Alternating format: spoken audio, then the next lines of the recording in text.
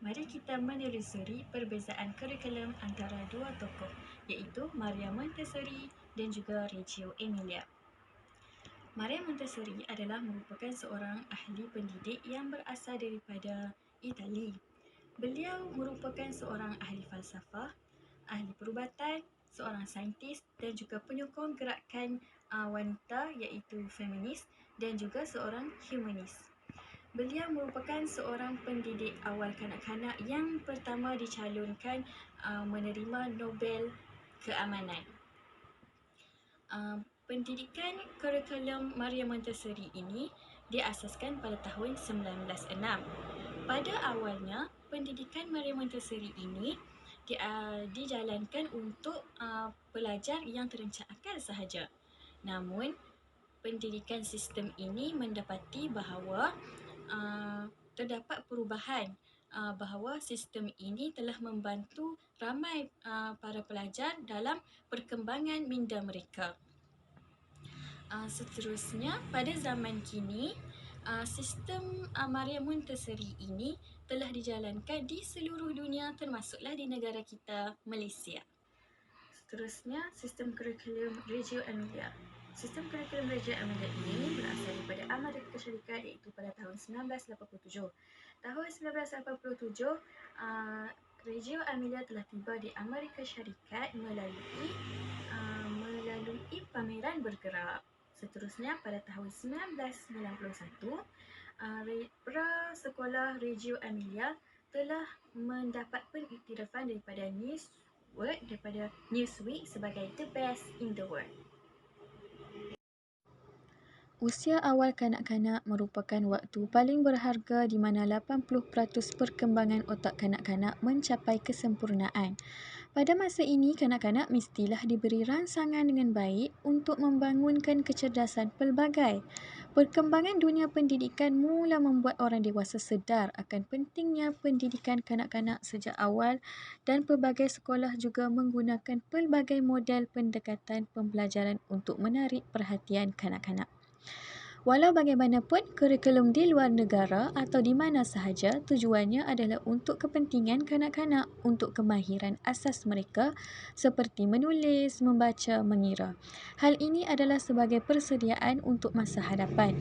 Pendekatan dari model tokoh yang dilaksanakan oleh guru mestilah menarik minat kanak-kanak dan bersesuaian dengan kognitif kanak-kanak. Perbezaan kaedah kurikulum Maria Montessori dan Reggio Emilia. Matlamat kurikulum Maria Montessori. Elemen yang digunakan ialah kelas pelbagai umur iaitu multigrade, bahan pengajaran yang khusus dan tiada grade atau markah. Selain itu, elemen yang diterapkan dalam pembelajaran ini juga adalah belajar secara individu atau kumpulan kecil untuk membolehkan kanak-kanak lebih berdikari dalam melakukan sesuatu aktiviti yang disediakan.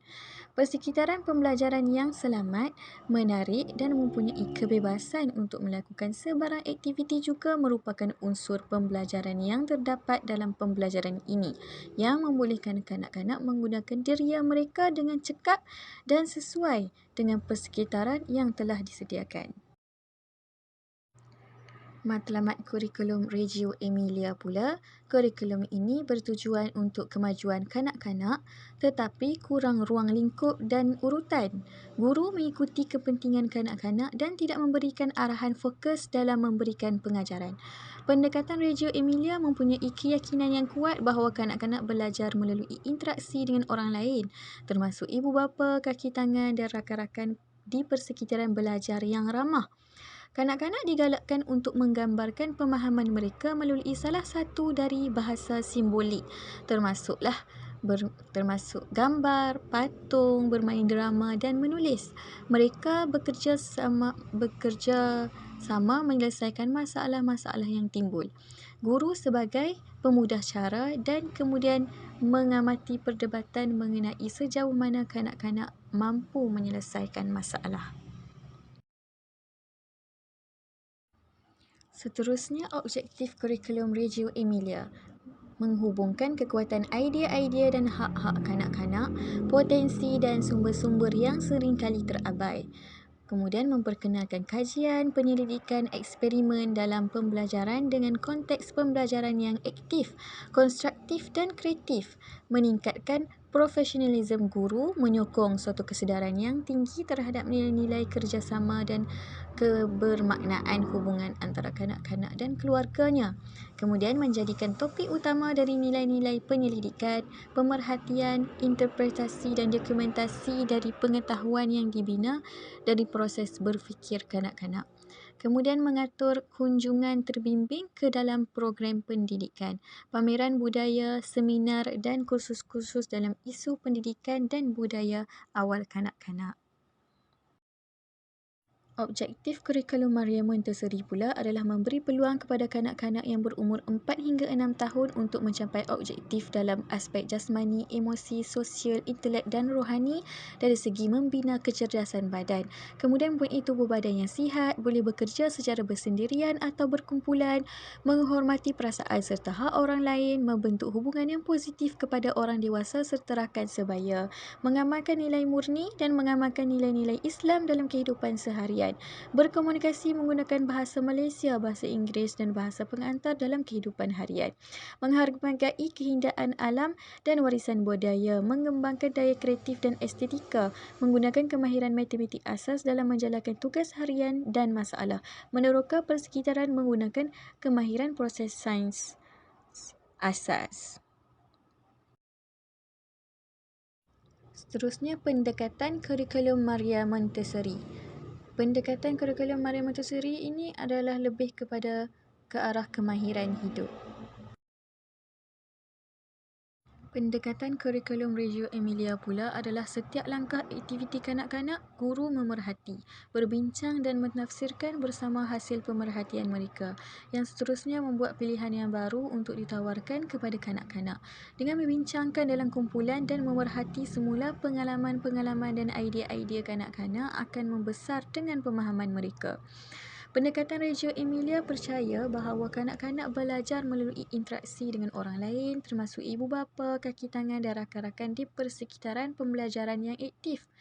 Pendekatan Reggio Emilia melihat anak-anak mempunyai sikap berdaya saing, kreatif, ingin tahu, imajinasi, intensif dan mempunyai keinginan untuk berinteraksi dan berkomunikasi dengan orang lain. Seterusnya, tunjang kurikulum Maria Montessori terdapat beberapa tunjang seperti seni bahasa, sensori, matematik, kemahiran hidup dan kerohanian. Tunjang kurikulum Reggio Emilia pula adalah seperti bahasa dan komunikasi, fizikal dan estetika. Menjadi kebiasaan, terdapat kelebihan dan kelemahan dalam sesuatu sistem. Kelebihan dalam kurikulum Montessori adalah membolehkan mereka pandai bersosial dan juga lebih kreatif. Hal ini kerana mereka telah didedahkan dengan persekitaran pembelajaran yang menarik untuk membantu perkembangan minda kanak-kanak. Oleh kerana tidak bergantung kepada jadual dan peraturan, pendidikan ini dilihat mampu memberikan keseronokan kepada pelajar. Justru itu, dari segi emosi, mereka lebih stabil dan lebih cekap dalam menguruskan diri sendiri. Namun terdapat kelemahannya, iaitu selalu dianggap tidak sistematik oleh sesetengah pihak hingga tidak menghantar anak mereka ke sistem ini. Kelebihan dalam kurikulum Reggio Emilia pula adalah kanak-kanak dilatih untuk bekerja meneliti sesuatu berdasarkan perancangan belajar dan waktu yang telah disusun. Kurikulum yang dibuat berdasarkan keperluan kanak-kanak. Kanak-kanak dapat bebas menyalurkan imajinasinya melalui kreativiti yang disokong penuh oleh pendekatan ini. Namun, kelemahan dalam kurikulum ini adalah memerlukan banyak bahan dan kelengkapan untuk menyokong kreativiti kanak-kanak. Kemudian, memerlukan kawasan yang sangat luas untuk pendekatan ini kerana perlu banyak kawasan untuk digunakan. Jadi, kesimpulannya adalah pendekatan Montessori ini adalah untuk siapa Jika mahu anaknya memperolehi kemahiran, kepimpinan dan kebebasan umum, pendekatan Montessori mungkin falsafah pendidikan yang tepat untuk anda. Manakala pendekatan Reggio Emilia adalah untuk siapa, kurikulum ini tidak mempunyai format, kanak-kanak tidak diberikan jawapan dengan serta-merta. Jika mahu anak-anak meneroka dan menyiasat apa sahaja yang berasaskan minat mereka, Reggio Emilia mungkin merupakan falsafah pendidikan yang tepat untuk anda. Sekian, terima kasih.